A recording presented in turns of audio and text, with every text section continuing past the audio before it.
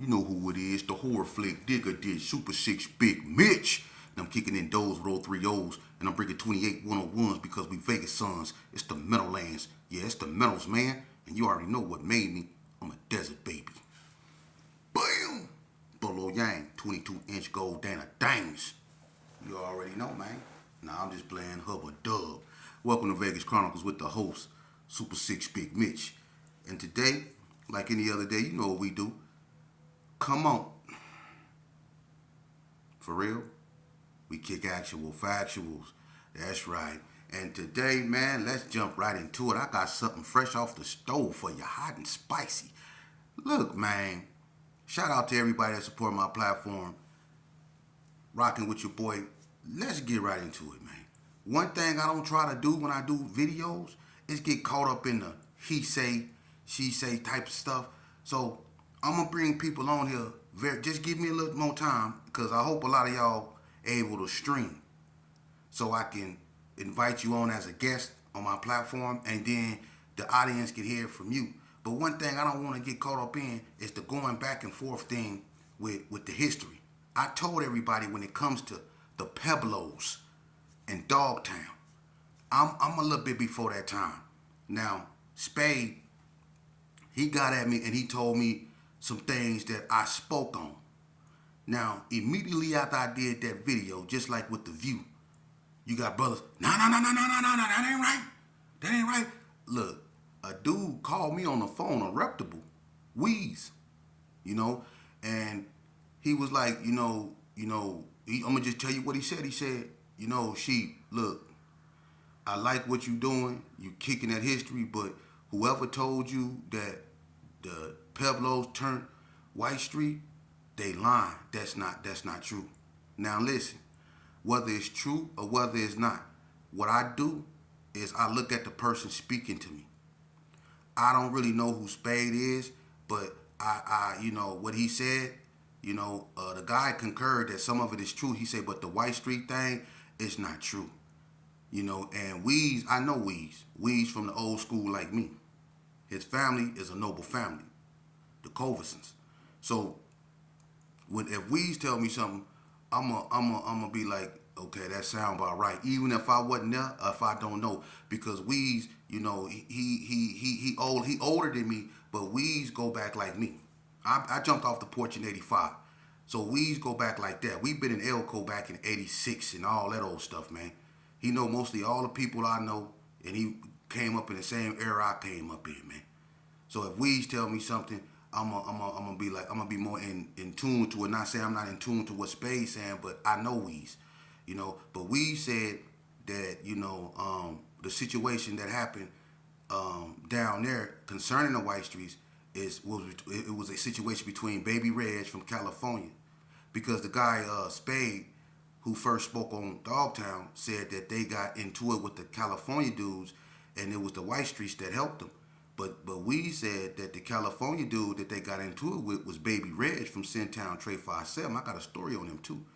And he said that he knocked out One Punch. I'm not finna get into that. That's not my history. But he said that was the only, thing with Cali, it really had to do with, that. He said, but they didn't turn White Street.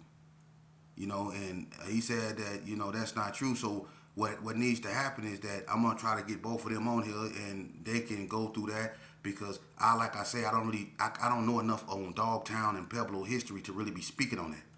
Just like I don't know a lot about Third World. I wasn't down there in Third World. I was before that time. The Vista wasn't popping like it was popping when I was out. See, I left during the truce of 9-2. I broke the truce. That's why I left. I left in 9-2, 9-3. Everything after that I had nothing to do with. So, and another thing, let's turn to the next page. But y'all need to get together on that. If I need to add something or whatever, man, put it in the comment section, man. And I'm going to get with y'all, and y'all can get together with that and try to hash that out. But I'm pretty sure we can get to the bottom of it, because it ain't nothing but history. And, I'm pretty sure if people with, insightful minds get together, they can come up with what really went on during that era. But let's move along, man. I got a cat from California that said, I'm real consistent on my messages. He saluted me for that, but he also said I'm real consistent on my Cali bashing. Like I be bashing dudes from Cali like I don't like Cali or something. And I had another cat that said that isn't it hypocritical of me to hate on Reno like I'm hating on Reno because they accepted California, an influence, and Vegas did too because they got Crips and Bloods. Look, it's one thing to accept someone's culture. California culture has influenced America. Easy-E, everybody was knocking Easy-E. That it started with him. He changed the whole narrative when it came to music.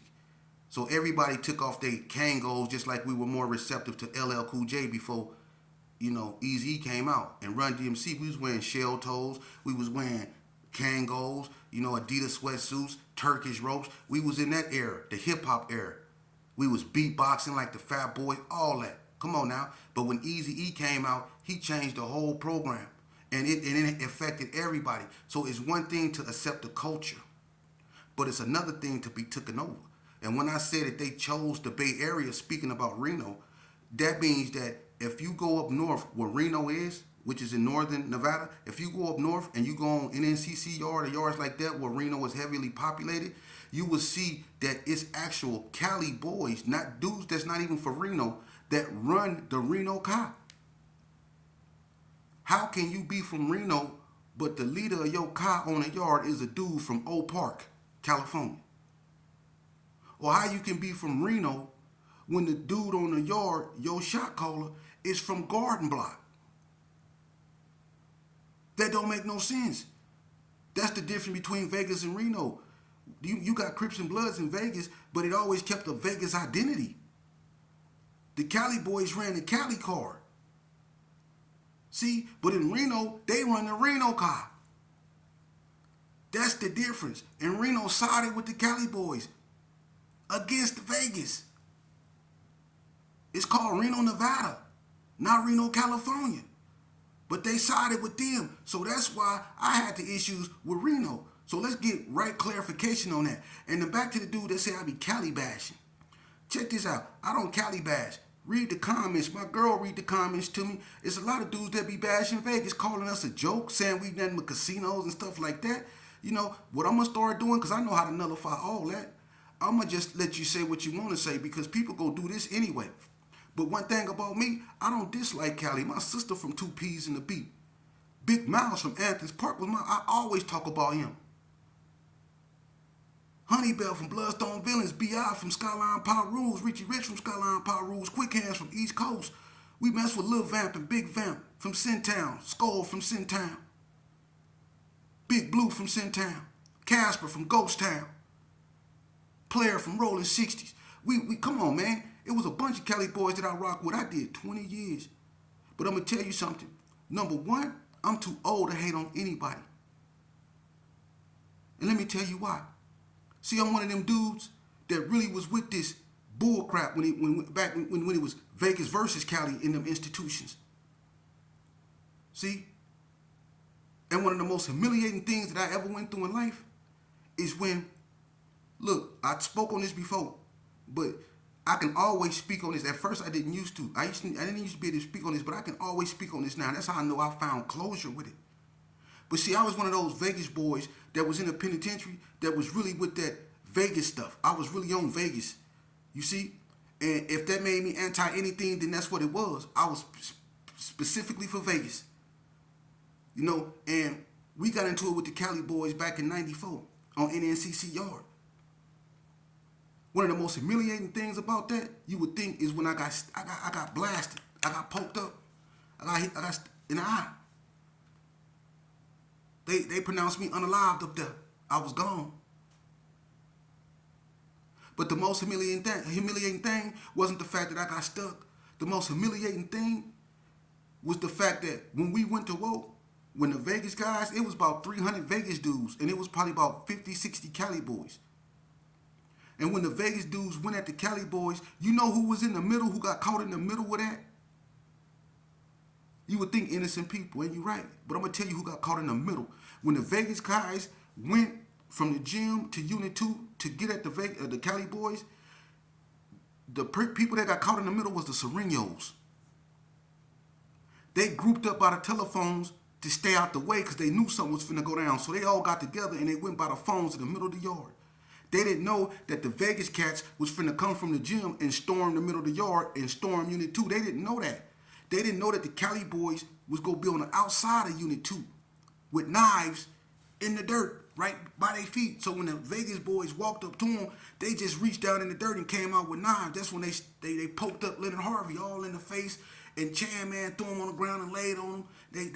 That's when everything went bad. Baby Reg, who I just spoke on in the previous, he got knocked out by Tease from Peru. Baby Reg got knocked out. But Leonard got poked all in the face. The Serenos got caught in the middle. It was dudes hollering N-word this, N-word that, F this, F that. You know what I mean? It was bad, and we were all the same people. And the Hispanics was caught in the middle, sitting there watching us go to war. Just watching. That was the most humiliating thing. And when the carnage was over with, it wasn't nothing but brothers being carried up off the field, man, on both sides. And then it jumped into units. That's why I got poked up. And after I got poked up, we went through a long time when we was really on that Cali stuff. And the Cali boys formed what was known as Golden Circle up in Ely Max. And Golden Circle is a conglomeration of Cali boys, some of the most violent ones. And it was led by a dude from Queen Street named Big Dan. And they was anti-Vegas. And we went to war with those cats, man, and it was ugly. But we didn't do nothing but destroy ourselves in the process. You know? And I can't be mad at the Serenos for taking advantage of that. That was our mistake. You know? And what was we warring over? Think about it. What was we warring over? Vegas never been into it with California like that. We was warring over egos. Vegas didn't want to be looked upon as something as weak, and Cali wanted to be respected because they're the gang bang capital. And dudes from Vegas feel like it don't matter where you from, it's where you at. That was the issue. That's the issue. That's always the issue. They don't really have no real reason why they have animosity. We all the same people. We migrated from the South. Half of us is related. So when you say I'm Cali bash, you know what you're talking about. I don't hate Cali. I got a lot of respect for Cali. Just like I got a lot of respect for Detroit. I got a lot of respect for Arizona. I got a lot of respect for people who respect themselves. I don't care about where you from, man. We all peoples. How could I be for the youth and try to change what's going on and be a solution to a problem that's festering in our communities, and I'm up over here Cali bashing? Come on, man. How would y'all even know about me if it wasn't for the hood postman? Shout out to Melly Mail from Santana Block, Compton. Came all the way to Vegas to interview me. Spoke of my father.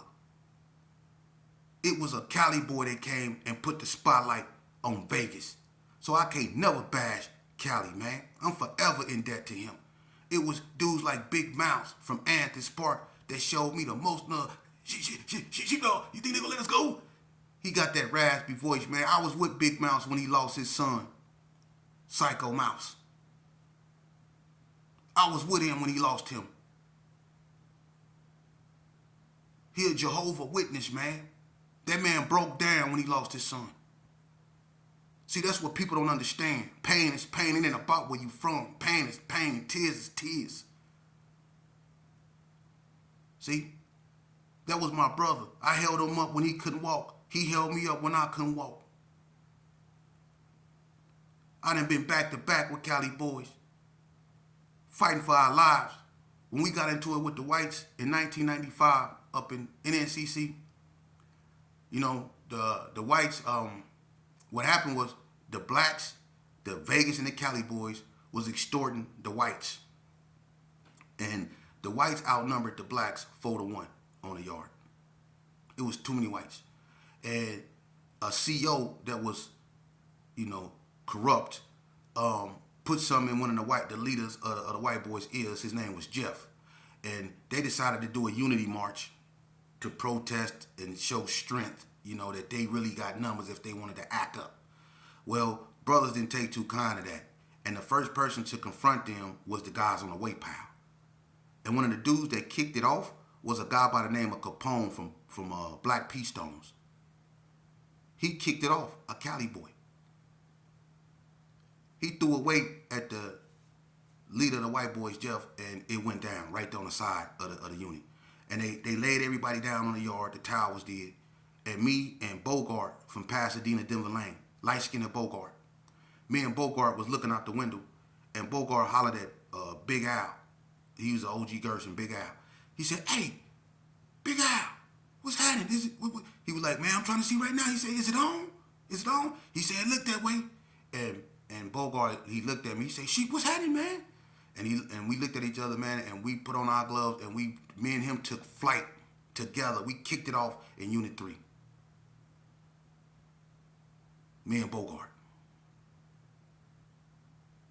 So when you say I'm Cali Bash, you know that I've been back to back with dudes from California, man, and put my life on the line for dudes from California, man. So know what you're talking about when you talk about this, man, and know that I'm a dude that really was in them wars against Cali.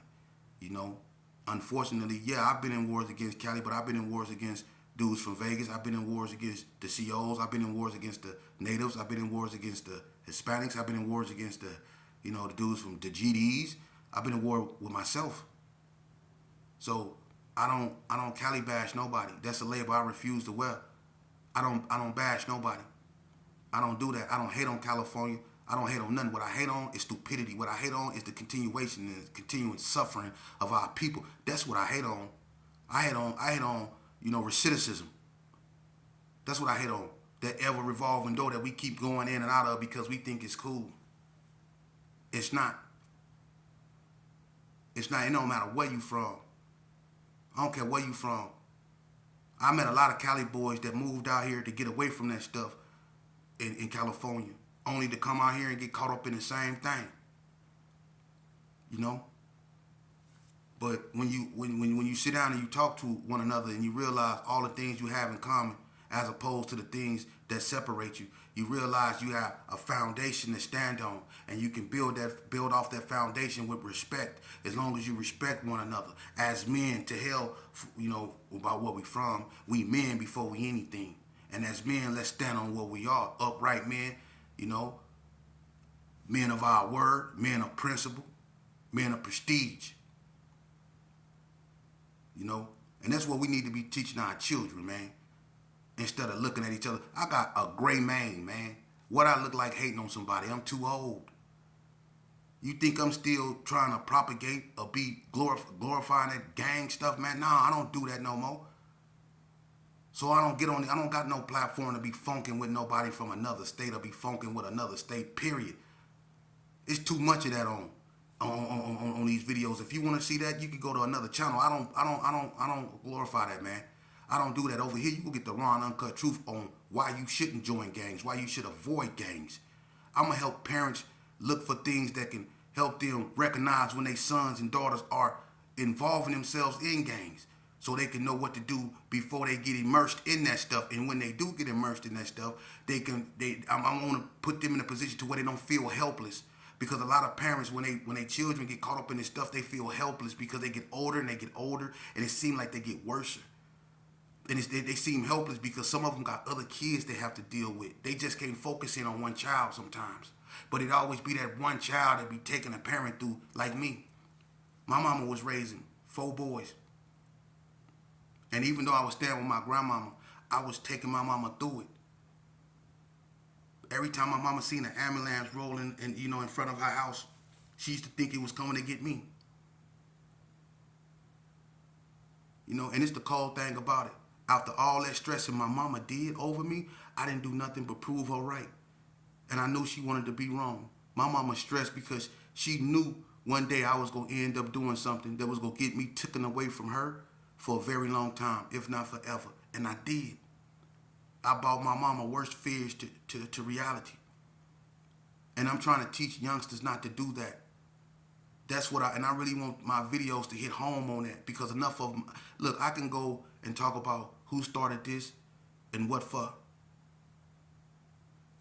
but when you look at what's left, Vegas is not what it used to be. Its neighborhoods no longer here. It's forever changed. Vegas been lost its identity. People can come out here and see Vegas for what it is now and have whatever opinion they want to have on it. I'm not in the streets, but one thing I can say is that this Vegas right here is not Vegas. Okay? The Vegas that I'm used to, it had neighborhoods that were still here. People that's long gone were still here. Everything has changed. Even the gang units are different. They're gone.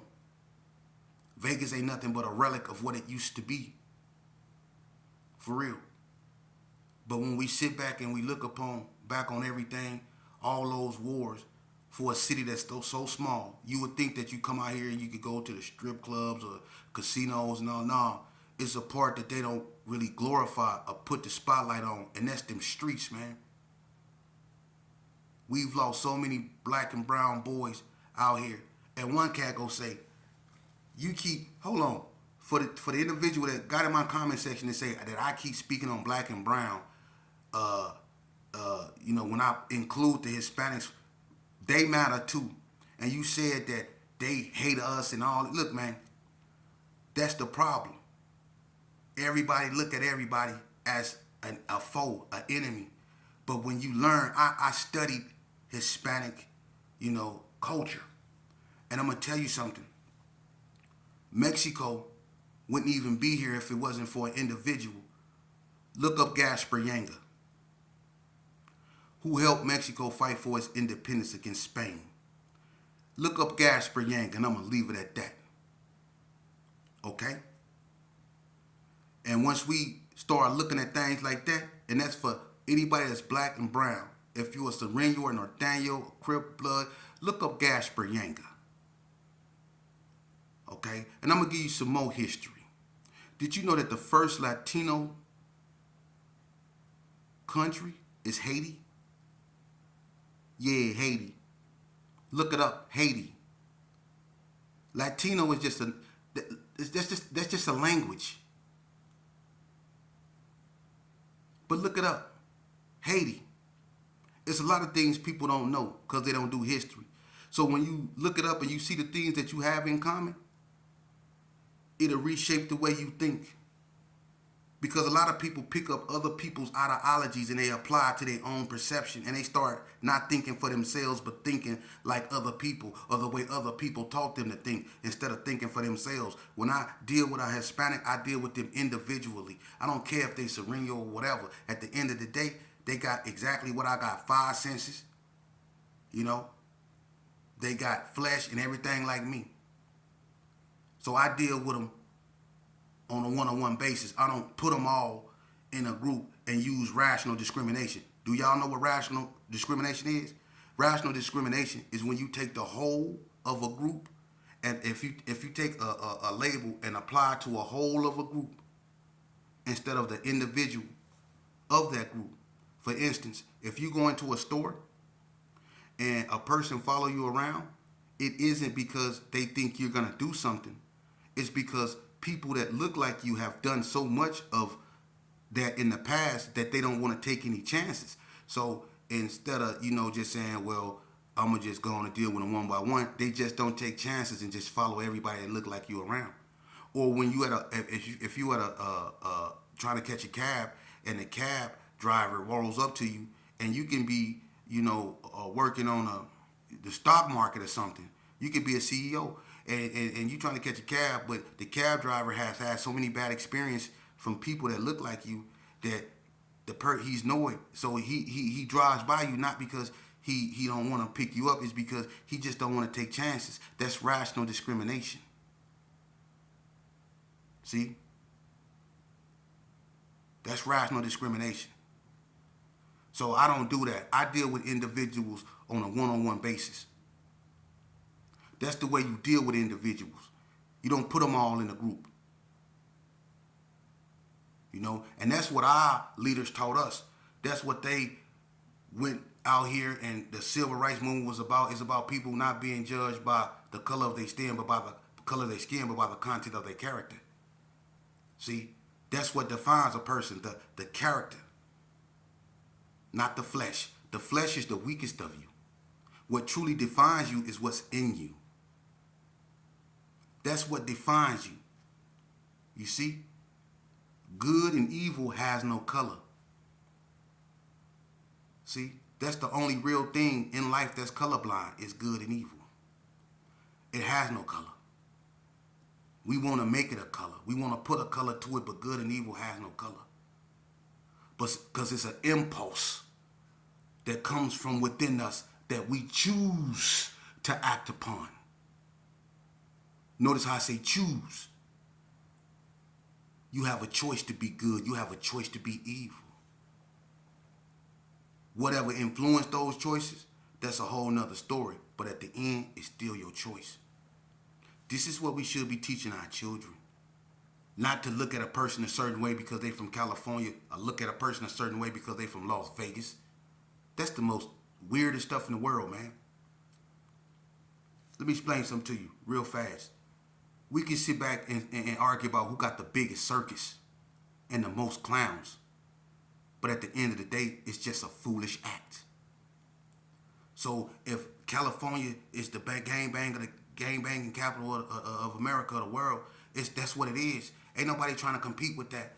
But just because you got the biggest circus and the most clowns don't mean that it's still just a foolish act. Because we all just messing off our own people. We destroying our own community. Our people, our forefathers, our mothers, the Democratic Freedom Riders, people like Fannie Lou Hamer and all them people.